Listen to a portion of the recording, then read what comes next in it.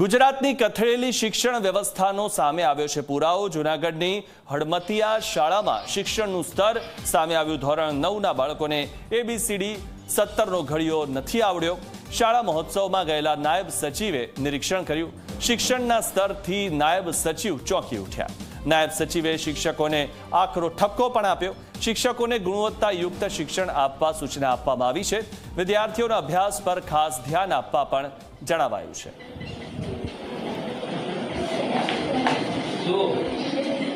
નથી આવડતી શું વાત કરે?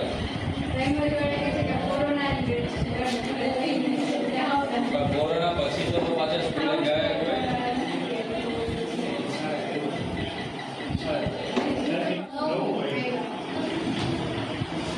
બે મહિનામાં 3 મહિનામાં વાંચતા તો શીખવું પડશે।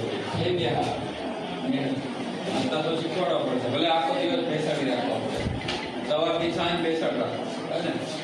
વાંચતા તો આવડવું જોઈએ ને, એ જ લેસન કરવા। વાંચ્યા વગર તો નહીં ચાલે।